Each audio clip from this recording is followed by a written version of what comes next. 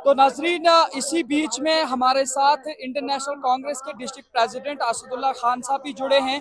थोड़ा जानकारी लेते हैं। असदुल्ला साहब, स्वागत है आपसे। मैं जानता हूं आज ये जो भीड़ यहाँ पे मरमत विहोता के अंदर इकट्ठा हुई है, थोड़ा सा मैं भीड़ दिखाने की कोशिश करता हूँ लोगों को, लेकिन आप मुझे ये बताएं, क्या ये पूरी भीड़ वोट में तब्दील हो सकती है?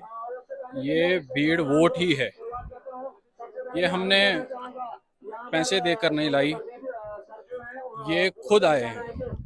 इनको जब ये पता चला कि हम यहाँ आ रहे हैं तो ये हमारी मोहब्बत में यहाँ आए और ये उस चीज़ का जवाब देने आए हैं जो कल बुज़दिलों ने हमारे लोगों पे हमला किया, हमारी दुकानें तोड़ी, हमारी औरतों को मारा, हमारे लोगों को मारा।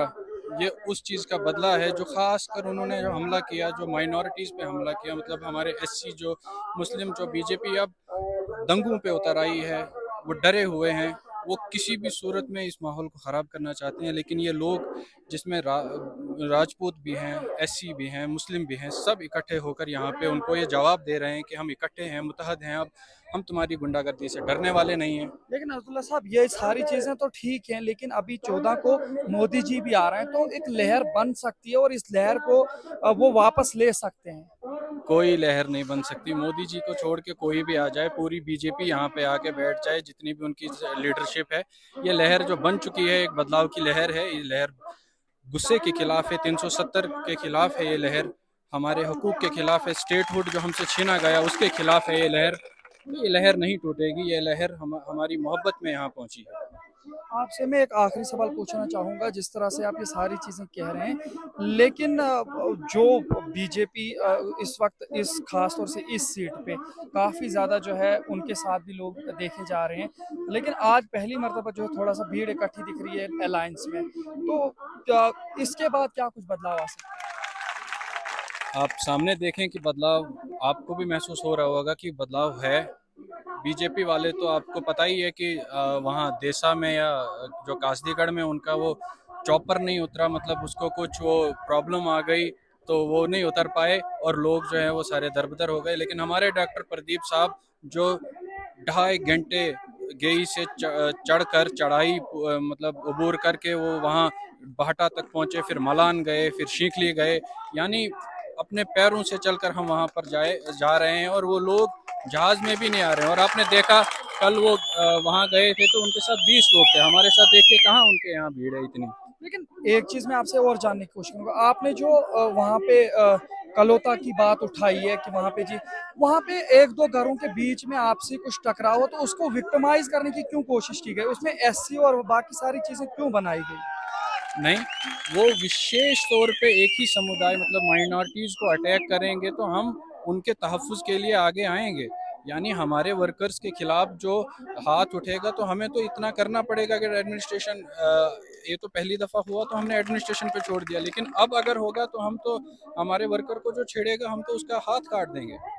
ये तो हम एडमिनिस्ट्रेशन को मतलब एडमिनिस्ट्रेशन पे छोड़ रहे हैं। अगर एडमिनिस्ट्रेशन इस पे एक्शन लेती है तो ले, अगर नहीं लेती है तो अगर ऐसी वारदात और हुई तो हम उनका फिर एडमिनिस्ट्रेशन जिम्मेवार रहे जो फिर होगा। तो नाजरीन, आपने देखा साफ तौर पर district president Indian national Congress youth के जो हैं यहाँ पर हमारे से बात कर रहे थे। लेकिन अब आप सबकी जानकारी के लिए बताना चाहेंगे, जो कल का मामला हुआ, जैसा कि इस जलसे को देख के लग रहा है कि उसी की वजह से जो है ये सारा गुस्सा जो है बीजेपी की तरफ जा रहा है। लेकिन अब यहाँ पे ये बात भी हमने इनको उठाई थी कि बीजेपी को चंद एक दो घरों के मामले में जो है क्यों विक्टिमाइज करके जो है एससी टारगेट किए जा रहे हैं, माइनॉरिटीज को टारगेट करके बीजेपी का विक्टिम कार्ड प्ले करके जो है यहाँ पे बात कर रही है। लेकिन जिस तरह से यूथ प्रेसिडेंट ने या जो डॉक्टर प्रदीप साहब है, उन्होंने साफ तौर पर कहा है कि ये बाज़ाब्ता तौर पर जो है डराने धमकाने की कोशिशें हो रही हैं कि किसी भी तरीके से जो है बीजेपी इस सीट को हासिल करे। लेकिन अब देखना यह है कि क्या लोग बीजेपी को इन तमाम चीजों में आगे लेके आती है या कि पिछाड़ करके डॉक्टर प्रदीप को और इंडियन नेशनल कांग्रेस और नेशनल कॉन्फ्रेंस को आगे करती है। नज़ीर अहमद मीर जी, मैं यहाँ इलाका का पहले से 1996 में एक इलेक्शन लड़ चुका हूँ, फिर 2002 में एक इलेक्शन लड़ चुका हूँ मैं, 2011 में एमएलसी का पंचायती इलेक्शन लड़ चुका हूँ मैं, और 10 साल में एज ए सरपंच भी यहाँ रहा हूँ इलाका मरमत से। तो जितना भी हमने यहाँ पे डेवलपमेंट के बारे में पूरी जद्दोजहद की है, लेकिन बदकिस्मती से जो है जो भी हमारे साथ अन्याय हुआ डेवलपमेंट के मसले में, रोड तो है आपके पास? रोड तो है, लेकिन ये रोड आप शायद वहां से चल के आए होंगे। आज भी जो रोड जो आज से पहले जो एक खलैनी से और यहाँ जो बरगना तक आप देख रहे हैं, ये आज से बहुत पुराना एक लसावानी एमएलए रहे हैं यहाँ के, उनके दौर में एक रोड ये खलैनी से और यहाँ के लिए निकला हुआ था। वो उसी साइज में आज भी है, तब भी वही साइज था, आज वही साइज है, उसमें कोई तब्दीली नहीं हो सकी आज तक। कितने करोड़ों रुपए ऐसे निकले और वो कहाँ गए कोई पता नहीं चला। जितने ये हमारे आते रहे जाते रहे, एमएलए बनते रहे, लेकिन इस इलाका मरम्मत की तरफ से कोई तवज्जो नहीं दी गई। बीजेपी तो कह रहे हैं नेशनल हाईवे को यहीं से लाया। नेशनल हाईवे यहाँ से नहीं है। नेशनल हाईवे को जो बनाया गया, नेशनल हाईवे एक अल्टरनेट रोड बना, जिसमें जहाँ यहाँ की मरम्मत इलाके की पब्लिक का बेनिफिट जिसमें था, वो टोटल इग्नोर किया गया और सिर्फ पर्सनल इंटरेस्ट के लिए, जिसमें कि यहाँ के जो एमपी है, हमारे यहाँ के जो मिनिस्टर है हमारे डॉक्टर जितेंद्र सिंह जी, उन्होंने अपनी जो उनकी जमीन जिसमें आती थी हम्बल के नीचे से, इनकी पूरा एरिया पड़ता है, तो कोई नहीं आसपास, कोई एरिया नहीं है उसमें, कोई गांव नहीं आता है, वो बिल्कुल गांव से बाहर है, आबादी से बिल्कुल दूर है। आबादी का कुछ कोई लेना देना नहीं है। उस आबादी को इग्नोर किया गया और वो रोड अपने मुआवजा हासिल करने के लिए और अपने खुद अपने पर्सनल इंटरेस्ट के लिए वो उन्होंने रोड बनवाया। वो तो स्पीचेस में कहते हैं कि मैंने जो है मरम्मत के एरिया में जो है अपना हाईवे बनाया है, अब आप गाड़ियां लेकर दौड़ोगे। ऐसा कोई नहीं है, वो आप लोग भी देख रहे हैं। मैं मीडिया बंदियों से ये गुजारिश करूंगी, आप भी जब खलैनी से निकलते हैं, आपको एक निष्पक्ष तरीके से अपना जो वो रखना चाहिए, पक्ष रखना चाहिए कि आप देख रहे हैं रोड की हालत क्या है। यहाँ आज 25 साल 30 साल हो चुके हैं,